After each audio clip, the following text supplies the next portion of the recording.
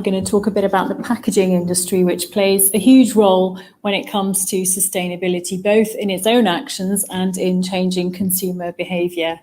And I'd like to welcome our next speaker who can talk to this in more detail. Please welcome Charles Brand, President of Tetra Pak Europe and the Central Asia region. Welcome, Charles. Hi, thanks very much for that introduction, Sasha, and for inviting me to this Carbon Trust Corporate Sustainability Summit. I'm really excited to be here and to be part of this virtual conference. And it's been very interesting to listen to the insights from the earlier sessions. I've got a passion for sustainability and a personal interest in the challenge for how to tackle climate change, which is good when you're working in a packaging company.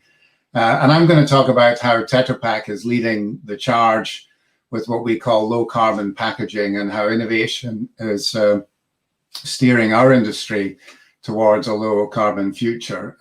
If you could change to slide number 2, please.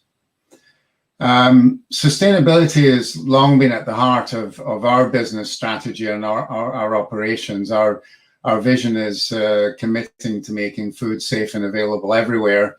And this is an aspirational goal that drives our organization. And it gives us a unified and a shared ambition that everyone's behind. And it's connected with our brand promise, protects what's good, which is brought to life by 3 things: protecting food, protecting people, and particularly for this session, of course, protecting the planet. We believe that delivering a sustainable business means that we need to address all 3 of these areas by driving sustainability through the entire value chain, and this will be a theme in this presentation. We've set, similar to what I heard earlier, long-term goals, net carbon zero emissions by 2050, and a 90% recycling target in Europe by 2030. From there, we then set short-term targets, and that allows us to be measured externally.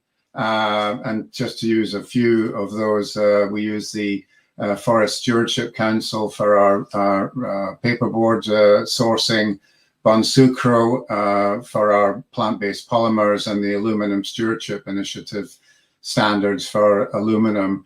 And that helps us to meet all the criteria and provisions for sourcing to also protect biodiversity. And we're also very proud to say that we're a Carbon Disclosure Programme A-list company in the forestry sector and have been for a number of years now. Those targets allow us then to take action, and that's what it's all about. And our brand promise that I mentioned earlier makes us motivated to every day continue to make progress on that sustainability journey that began many years ago.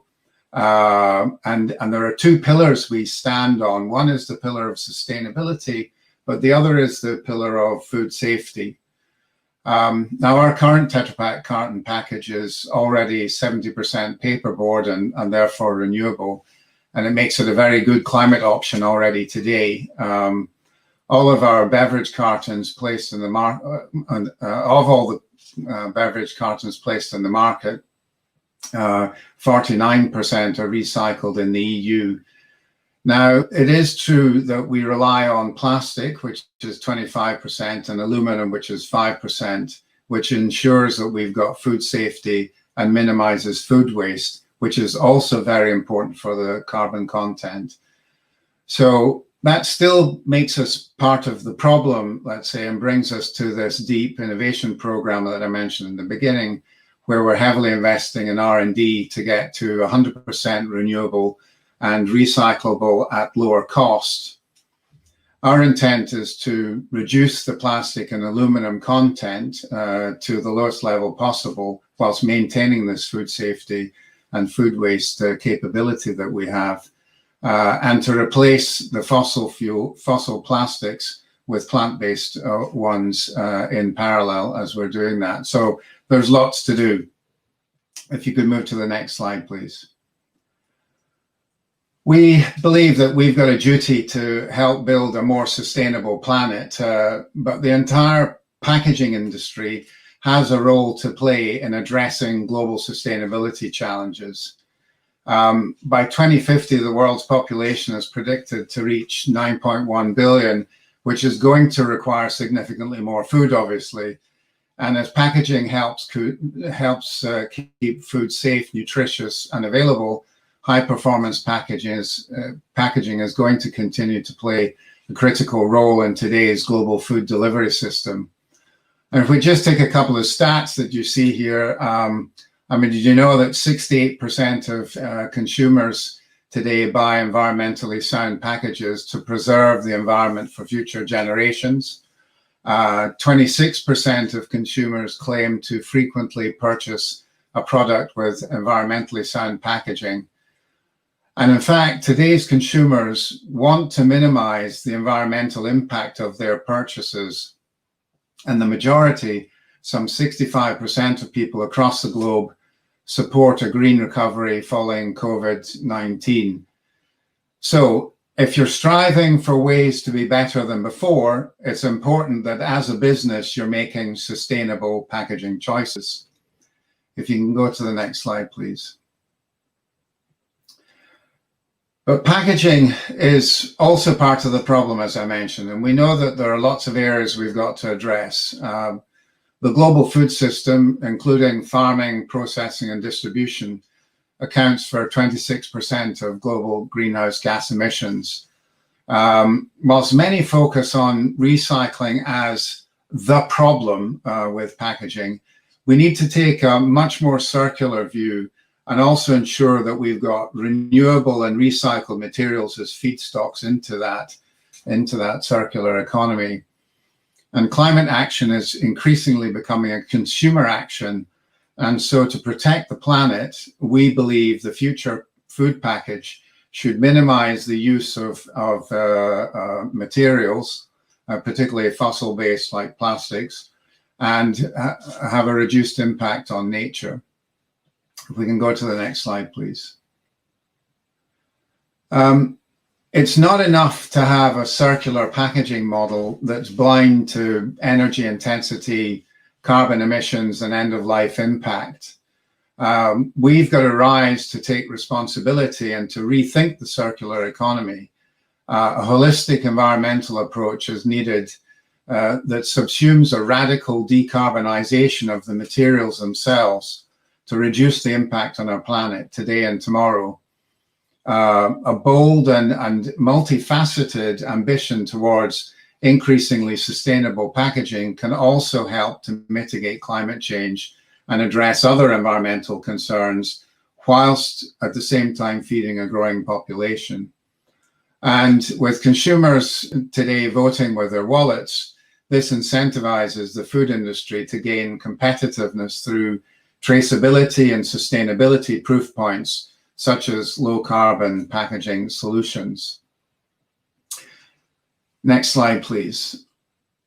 As a result, both food manufacturers and retailers are increasingly using paper-based alternatives in their packaging portfolio. This is a very important step towards a low carbon circular economy with increased focus on sustainably sourced renewable materials.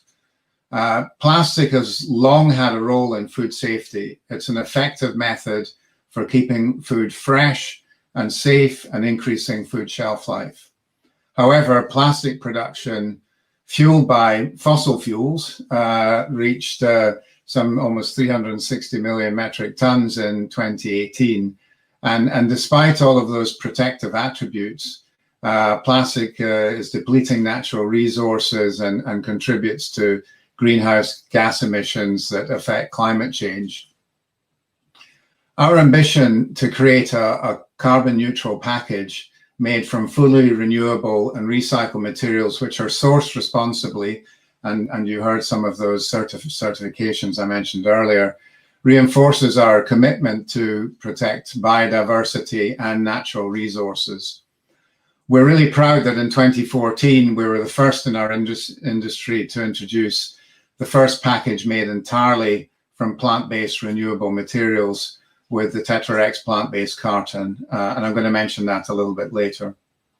If you can move to slide 7, please.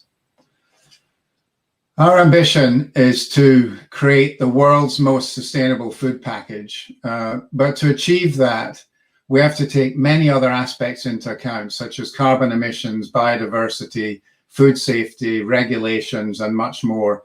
In other words, we need to consider the full life cycle of the package. This means from raw materials and how we source it to production and distribution, food protection and consumption, and then, of course, with end-of-life recycling. And at every stage, everything has got to truly be low carbon.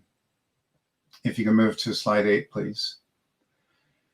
This is a really ambitious goal. Now, fortunately, we're not on this journey alone and cannot be alone in this journey. And let me state that collaboration across the value chain with food producers, innovators, and government is critical to improve the environmental footprint of packaging, to mitigate climate change, and to protect nature.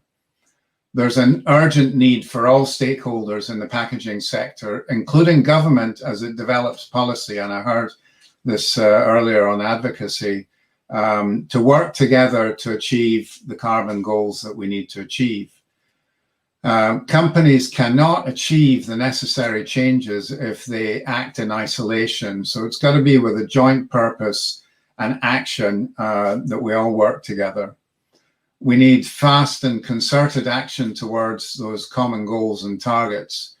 And packaging businesses have got to make sure that in the quest to design fully recyclable, sustainable packages, they engage with policymakers to create supporting collection, sorting, and recycling infrastructure everywhere to keep the materials in use for as long as possible. If you can move to slide 9, please. With this outlook, the packaging industry is spearheading the move towards the net zero recovery. At Tetra Pak, we're investing in tethered caps and paper straw solutions to create a low plastic, low carbon packaging future, together with this reduction in plastic and aluminum I mentioned earlier.